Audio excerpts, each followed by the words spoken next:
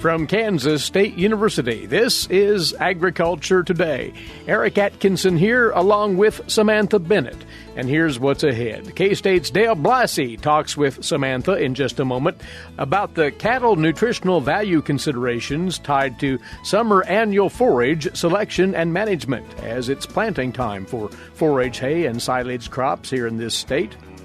Also today, K-State's Jaymelynn Farney will talk with the University of Missouri's Wesley Tucker about forage production economics for cattle operations and some of the key things for you producers to think about this year in as far as the costs to returns of producing or purchasing forage. Later this week's horticulture segment, K-State's Ward Upham on landscape and garden recovery from flood damage. All that right here on Agriculture Today.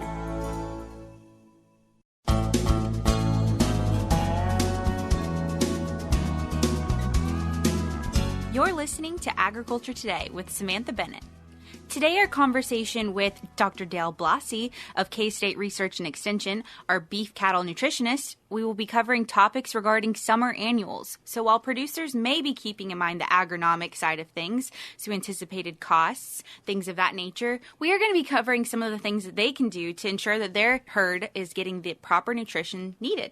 Today, our conversation will center around suggestions on what to plant, but also some management styles as well. That and more ahead on Agriculture Today. Thank you, Dr. Blasi, for being here today. Good to be here, Samantha.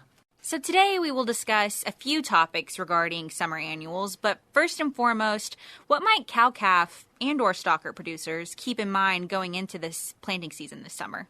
Well, summer annuals in general are quite versatile, and specific types of summer annuals bode themselves much better for, say, backgrounding if you're looking at a silage operation as opposed to a tour cow operation where you want finer stems and potentially more leaf material for a higher quality roughage for our beef cows. And also they're quite drought tolerant, I think, as we all appreciate across the state of Kansas. And as patchy as our rain work has been over the last couple weeks, there are some folks that are, especially out west, really require the moisture to make anything grow, to be truthful. Since you touched on it, like you said, a majority of the state really is still experiencing drought conditions. So when we're going into this summer annual planting season, what are some things that producers can consider or take into account forage-wise that they can be planting, that they can count on still getting some nutritive value out of, even despite the droughts? Well, you have we refer to commonly as cane hay, but it's a Sudan or a hybrid Sudan or a Sudan sorghum cross. Forage sorghum certainly lend themselves quite well for silage purposes. And so have a plan in mind. Plan on a little heavier side as germination is not quite as high. Certainly soil temperature is a consideration, and as we're now into the month of June, there shouldn't be any problem from that perspective as well. If we're experiencing, any unplanned environmental circumstances such as early freezes or anything like that, what are some potential mix-ins that you can plan for as well in case?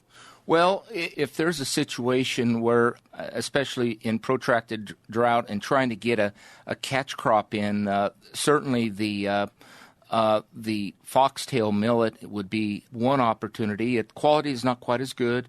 Yield is certainly not, it's substandard at best, but it requires a shorter period of time, and with a scant amount of moisture, you can make some feed for your cows. But again, plan now, try to, the whole fertilizer debate issue, cost, everything is really a big issue to consider. And so these plants are quite good at extracting, they're very good at scavenging nitrogen from the soil.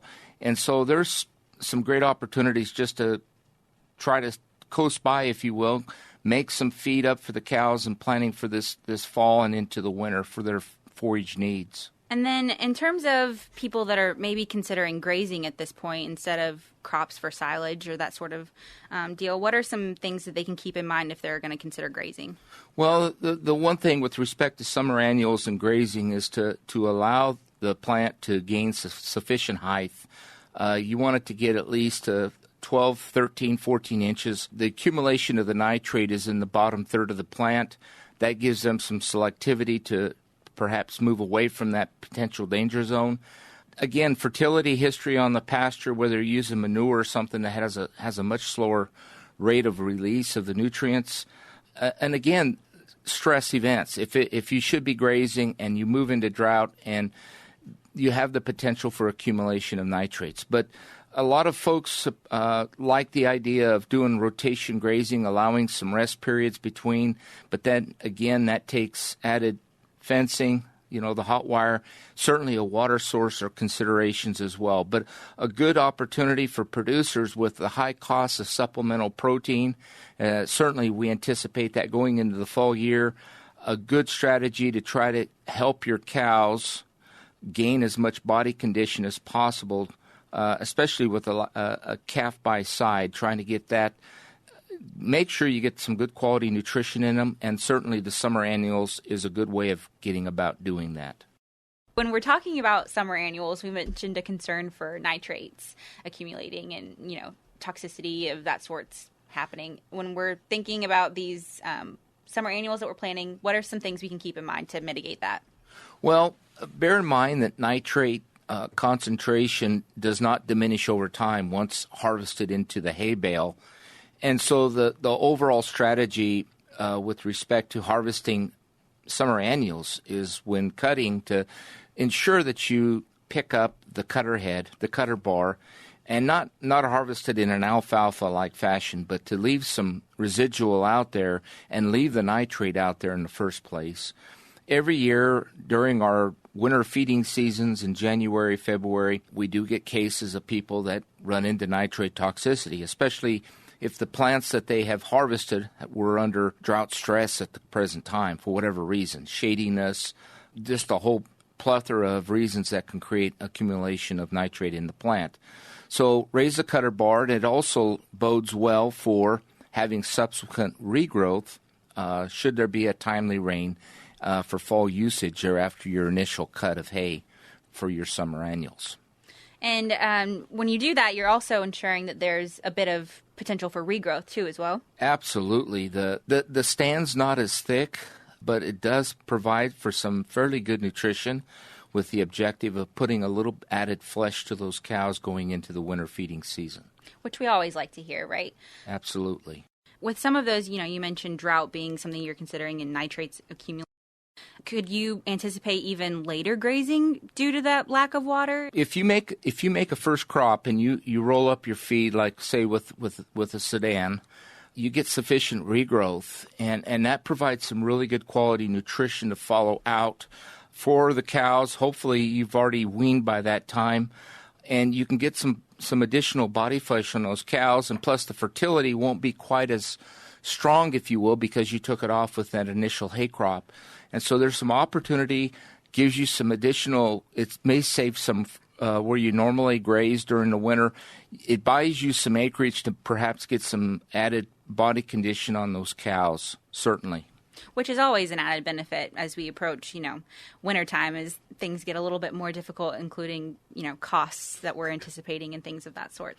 So if our producers tuning in are interested in learning more about summer annuals as they're trying to consider what they're going to plant this time of year, where is somewhere that they can find more information on this? Well, we have a lot of information in our College of Agriculture, our Department of Agronomy, and certainly in Animal Sciences as well. We have fact sheets that have been written specific to this topic as well as others.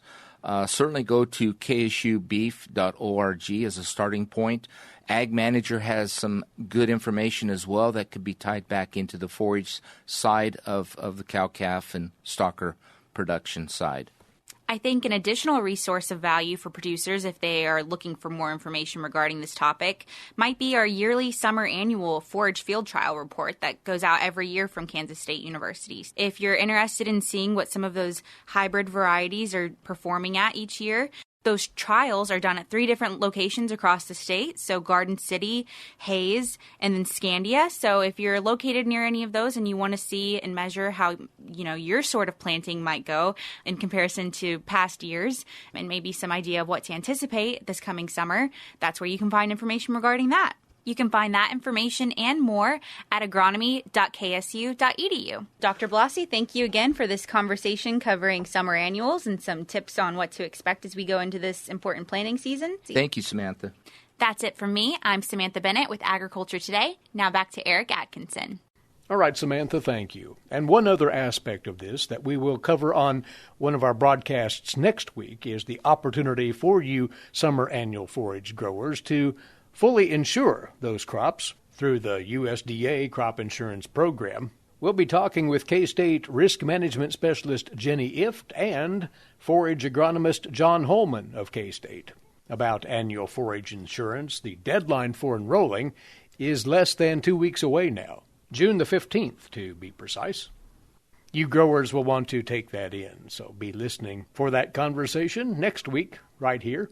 Also want to remind you producers ahead of the break that there's a special educational and informational event coming up in your backyard very soon, later on this month, June the 16th and the 18th to be precise. It's one of those stockmanship and stewardship sessions. It'll take place in Leavenworth starting on Thursday the 16th, and they have another excellent agenda put together for these workshops, looking at the beef industry and ways to work together to solve problems, decision-making for a profitable cow-calf enterprise, cattle handling and ranch stewardship, grazing management strategies, chute-side demonstrations, a horsemanship clinic, much, much more to this excellent program. And there's still time to register, but you need to do so as soon as possible for the next stockmanship and stewardship session taking place the 16th through the 19th of this month, just outside of Leavenworth in northeast Kansas. Go to stockmanshipandstewardship.org for full information and registration details. You're tuned to Agriculture Today.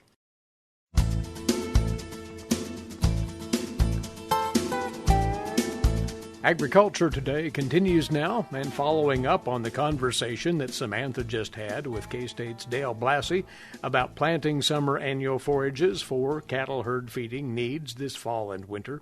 The economics of cattle production right now are plenty tight.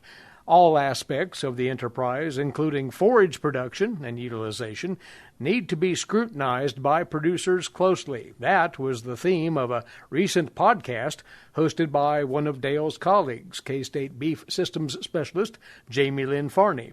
Jaymelynn spoke with a field specialist in agricultural business out of the University of Missouri, Wesley Tucker, about accounting for the real costs and returns to forage production in the wake of these high input costs, including one that has caused many a producer to resharpen their budget pencils. You know, a good example right now is fertilizer. Everyone is asking the question, can I justify fertilizer for my corn ground or for my hay ground? That's a really, really tough one. You know, it's hard to grow a crop without fertilizer, but at the same time, you've got to be really careful that you don't put more into it than you're going to get out.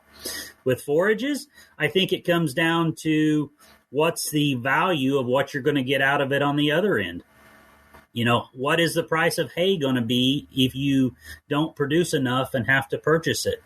What is the price of grain going to be to replace that forage if you don't grow it? Those are things that we don't know the answer to, but we know they're going to be higher. So, you know, we've got to be very careful not to shortchange our forage program, but we've also got to be careful that we don't just continuously pump more into it that we're not going to get out on the back end. You know, and on that, don't shortchange your forage program. For those of you listening podcast land who are more forage oriented, you sell a lot of hay. Our prices, or should, you know, what is our realistic pricing structure for some of these hays? You know, because I know we aren't going to see $50 a ton hay this year. I mean, because you can't run your equipment for that. So, is there going to be some negative feedback, you think, for some of these prices and our pricing of our hay? Realize the price that something brings is where you have a willing seller coming together with a willing buyer. And, you know, there are always, at any point in time, you may find someone that is willing to sell you something below their cost of production. But the reality is, I think we all need to sit down and think about what our cost of production is and what we have in something, and make sure that we're not doing it just for the fun of doing it. Hey, the reality is, especially for you in Kansas, you're on the edge of the drought bubble. That to the west, there's people paying very high dollars for hay. And so, I think that is another thing that's going to affect you guys, is you have people coming into your area, that willing purchaser that is willing to possibly pay more from outside your area to have that hay trucked out of your area to them than maybe what your local buyers will be willing to pay for it as well. So anytime you have these scenarios where drought is affecting part of the country and other parts not, then you kind of get these market influences that raises the prices in a given area because people need it elsewhere. And the drought, I don't know if we could call it a black swan event or not, but that is something that really is playing havoc or really altering what our traditional marketing plans and or ability to do some price protection. So what might producers want to look into to be able to help protect themselves in some fashion? I think you make a good point when you mention black swan events. I have said repeatedly, we have felt like in the beef industry that we were right around the corner from prices going up substantially for quite some time. First, it was the fire at the Tyson plant, right when we thought prices were going to get better. That happened. Then we went right into the pandemic. Then we went right into suddenly there wasn't as much corn production as we thought there was. And then China started buying our corn. Now it's Ukraine. It seems like there's one black swan event after another. And unfortunately, when we are in a global market, those things like that can affect us. I do think we're in a good situation from both supply and demand, that hopefully the markets will get better for beef cattle prices. Many parts of the country not having enough moisture, it is raising the cost of feed in those areas, as well as raising the cost of just making it more difficult for people to be able to retain heifers or keep cows. I hear reports from around the country of people having to sell good quality replacement females just because they don't have the forage to be able to keep them. Anytime, though, when you think about trying to protect yourself from these types of black swan events that we are encountering, one of the things that I think you always have to go back to, can I protect my price? Are there things that I can do that can protect my price if the market was to go against me? But the other thing I think that people really need to stop and think about is, what is my cost of production? And is there something that I can do to operate more efficiently that lowers my cost of production? Because at the end of the day, when these major events happen and go against us, if I'm at a lower cost of production than all my neighbors, I'm more likely the one that survives while they don't. And so often we want to think about price and trying to protect ourselves there, which there's definitely things that we can do. I think you had mentioned that you've talked in previous podcasts about LRP and some of those other price risk tools that are available to us. I encourage people to look into those and check into those. But really, I think the thing that people don't stop and think about often is making sure I'm operating as efficiently as possible and keeping my cost of production low usually does a whole lot more for me to be able to protect me in downturns and when we have difficult situations in the market. The other thing I think about that, and this kind of goes back to the drought situation, I will argue one of the biggest things I can do to protect myself is not being overstocked. Because unfortunately, when we're overstocked, we really limit our options. Just think about when the pandemic hit in March of 2020 and the market crashed right in front of us. Those people that had very little grass and their calves were ready to be weaned and go to town, they had to send them no matter what the price was. But people that had extra grass that they could kick them back out and say, hey, I'm not going to put them straight in the feedlot now. I'm going to kick them back out to grass for a little while. Those people that had the flexibility to do that, then in the next 30, 60, 90 days, the market recovered and they were rewarded very well for that. But I think that ability to have some flexibility with what we do, and often, that flexibility goes back to not being overstocked. But unfortunately, I call it egonomics. We all get in this evil desire that we want to own just a few more cows. What do we do when we have a good year and we have extra grass? We go out and buy more cows. What do we do the next year when it turns off dry? Occasionally people will say, well, you go sell cows. And I'll say, no, you don't. You go buy more round bales. Nobody ever wants to sell cows because you just think about too, and I may be going down a rabbit hole here on you, but just think about why that is. Why do if I have 15 cows, why do I dream of being at 25? Or if I'm a producer with 700 cows, why do I want to be at 1,500? Sometimes people will tell me that's because they think they can make more money with more. That may be part of it, but I will tell you that the guy that lives in town wants a bigger bass boat sitting in his driveway than the guy across the street. Farmers, we feel more valuable if we can say we either crop more acres or we run more cows. Again, as I said, I call it egonomics. Our feeling of self-worth comes from how many animals we run, and unfortunately that gets us in dangerous territory as we continue to add just a few more and just a few more, and we lose all flexibility in our operation as to how we utilize that grass. And the other thing I'll mention real quickly is the idea that, forage sells a whole lot better wrapped in calf hide than it does cow hide. And so often running the maximum number of mature mama cows locks us into a situation where we can't have any flexibility in our marketing program for our calves. The market right now set us up to reward us for growing those calves bigger. The market is preferring to buy a larger calf now because of the cost of feed, buying a larger calf and have him less days in the feedlot versus putting a lightweight calf directly into the feedlot. They're not they don't pay as well for that. And so the market is rewarding us if we can use some of that extra grass we have to go through that calf herd. But you've got to have the flexibility to do that. And if you're overstocked, you don't have that option often. That's the University of Missouri's Wesley Tucker discussing the forage production economics before you cattle producers heading into the summer. He talked with K-State's Jaymelynn Farney during one of her recent podcasts. That series is entitled Dr. J's Beef. Simply search for it by that name, Dr. J's Beef. And we'll return with more on Agriculture Today.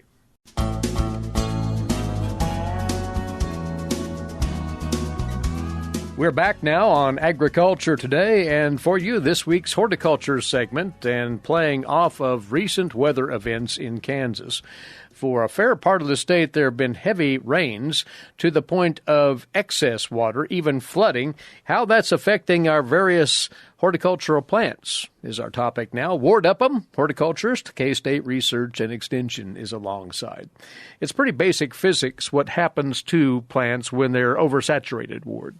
That's right. And so, we usually say that plant's drowned, but what actually is happening is those roots need oxygen. Really, every living cell in a plant has to have oxygen or it dies. And when you're under a flooded condition, the oxygen is driven out of that soil. Now, how long do they last? Usually, you usually go about a week. It depends a little bit, though. If you have turf that is very low growing, like on a fairway, if you have a little bit of water on top and get a hot, sunny day, you can cook that turf in a few hours. Yeah. And so, but as a rule, usually have about a week. Let's talk about the various plant material and how specifically those are affected by standing water or flooded water, starting with our vegetable gardens. How much can they tolerate? Yeah, so if you're talking about standing water, again, that same rule applies, maybe as much as a week before they actually die. However, the other question is whether you can use that produce. If all it is standing water, you're going to be okay. As long as those plants look good, as long as they're not yellow, you're going to be okay. You can go ahead and harvest. You're going to have to wash that, whatever you harvest well, but it should be fine. The problem comes in if that water is contaminated. If it comes from a river or a stream or sewage or anything like that, then you have a whole different deal. And so anything that contaminated water contacts, you're not going to be able to use. It needs to be discarded. However, if it was later in the season and you had like tomatoes on the plant that didn't touch the water, you'd be fine. You could still harvest them. But anything that contacts that contaminated water needs to be discarded. Our trees, though we think of as hardy plant material and tolerant of most anything, is that true of floodwaters as well, or oversaturated soils? Yeah, so they differ markedly on how much flooding they can withstand. There are a number of trees that are tolerant of flooding. Those would include things like cottonwood, red maple, silver maple, pecan, hackberry, persimmon, the ashes, sweet gum, sycamore, eastern cottonwood, pin oak, and bald cypress. All of those can handle saturated conditions for a whole growing season, and they're going to be fine. However, we have some trees that are only moderately tolerant. That's about 30 days of flooding, and then they're going to start suffering damage. That would include like river birch, downy hawthorn, honey locust, swamp white oak, southern red oak, bur oak, willow oak, and American elm. Okay, what about the ones that aren't? Right. They're going to last maybe a week. And those would include things like redbud, flowering dogwood, black walnut, red mulberry, most pines, white oak, blackjack oak, red oak, and black oak. What's interesting is you have different oaks in each of those different categories. You have to know which oak you have to know how much flooding it can withstand. After the flood, is there anything one can do to help whatever plant material recover? Yeah, so if you have vegetables and you just planted and they aren't up yet, you're going to have to break that crust. Okay. That's going to be a crust on top of those seeds that's not going to allow them to come up. So just use something to break that crust up so those plants can emerge. The other thing you have to watch is watering the plants. You know, you think after a flood, I'm not going to have to water for a long, long time. Well, that root system is damaged. And because it's damaged, you're going to have to do a very good job of watering to allow it to recover. So watch those plants. If you see a little bit of wilting, you need to start watering. It doesn't need a whole lot, but you're going to need some water to keep that root system moist enough that it can recover. First thing is to check out the condition of your plant material, whatever it might be, your vegetable garden, your lawns, your landscape trees. Make an assessment there and then act accordingly. Ward, thank you for coming over as always. You bet. He's Ward Upham, horticulturist, K-State Research and Extension, along with us for this week's horticulture segment. Our time's away once more. We appreciate you tuning in. Eric Atkinson for Agriculture Today over the K-State Radio Network.